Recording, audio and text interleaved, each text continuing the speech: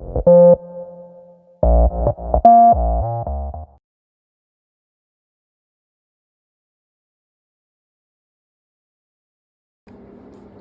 right, so today got new greasable sway bar bushings. Going to take the old ones off the XJ. Got the steering box brace that I'm going to put together and put on the front of the XJ. Then got a new steering stabilizer. Going to put it on obviously the XJ here. Before I get started, I want to give a huge shout out to kevinsoffroad.com. These guys build and test and try all these products out in Moab, so they're tough as hell, seem to last. These guys know what they're doing. I've called them and asked them numerous questions. Sent them an email about some parts. They respond to me on the weekends. I just can't say enough about these guys. Plus they have a couple XJs they've built too, so I'll lean on them for their expertise since this is my first XJ, and I've always typically been a TJ type of guy.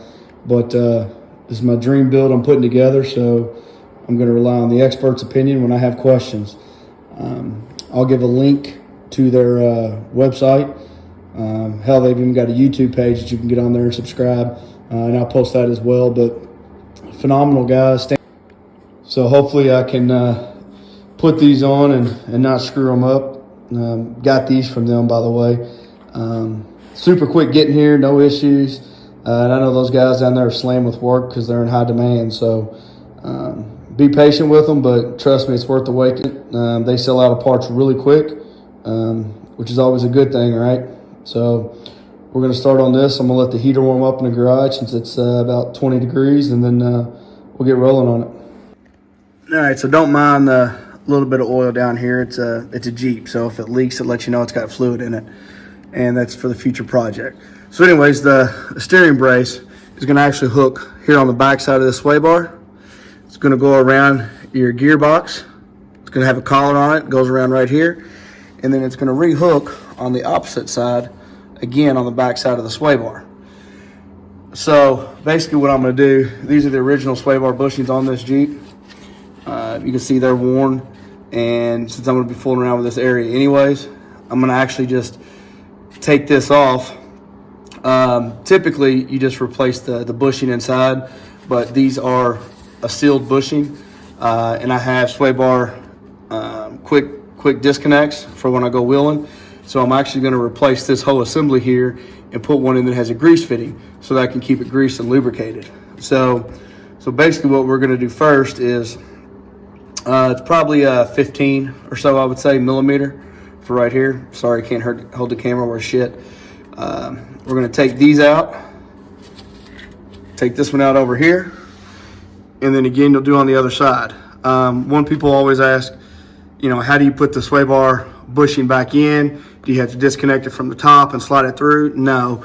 It's pretty visible on this one right here. I don't know if you can see that, but there's an actual cut in the bushing. So basically, once you take this metal band off the outside, you can just take this, separate it, and slide it off.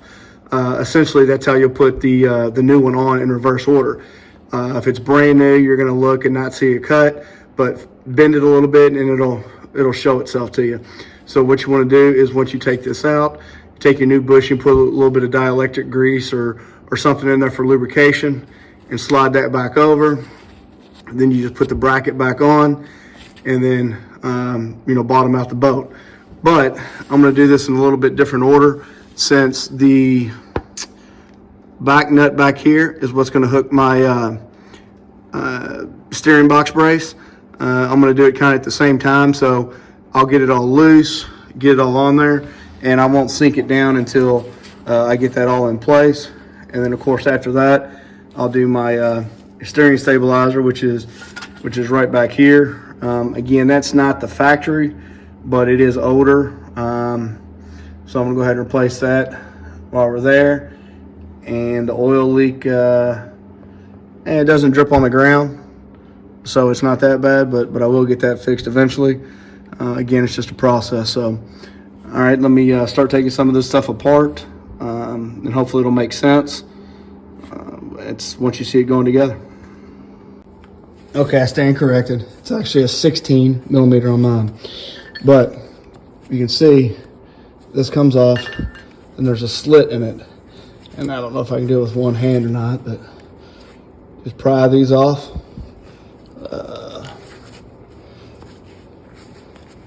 Well,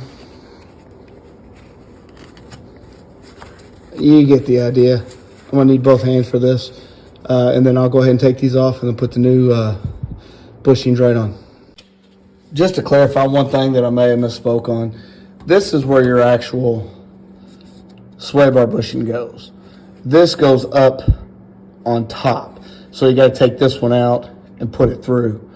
And I was, wrong again on the size on the 16, so I used a 5/8 to do that because I don't have a shallow well, because you have to put an extender through here and then put the socket on to break it loose. So what I'm gonna do, I've got this one, up, and I've got that one up. I'm gonna go ahead and put the bracket on here and get it all lined up before I cinch that down. And then once I do, we'll go back to the bushing. All right. So you ever have one of those days where you just can't figure anything out? So finally got it. All right, so here's the steering gearbox brace. It's got a little bit of clearance, but it should be enough. It's pretty tight, it's not gonna go anywhere.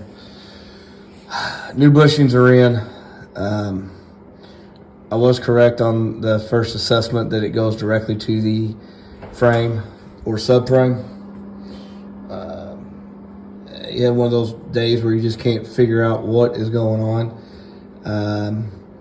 And if you notice now, my sway bar links are too short, which kind of puzzled me before anyways, because I knew it had a lift on it and couldn't figure out why when I bought those I didn't have to expand them. Well, come to find out, unbeknownst to me, I had a sway bar drop down, which means when the lift was put on originally before me, they put a spacer right up here in order to have to keep from changing the sway bar links. So once I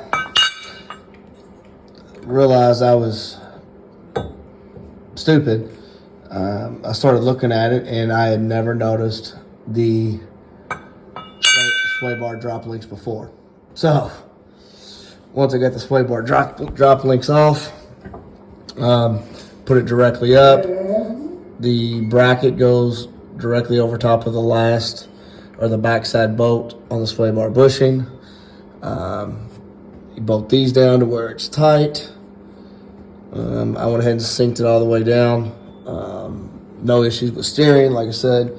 A little bit of clearance, but a little bit of clearance is all I need. Same thing over here on the other side. Got it together. Now I've got to do there's the one making all the noise. Now I got to readjust my sway bar links tomorrow, and then we'll get to the oily steering stabilizer, but I'm gonna call it a day for today. But again, I mean, it's not going anywhere. Absolutely solid. Really, really liking it. And by taking the sway bar drop links off, and actually it actually raised my sway bar up, so a little bit more ground clearance. So thanks for watching, and definitely look up kevinsoffroad.com.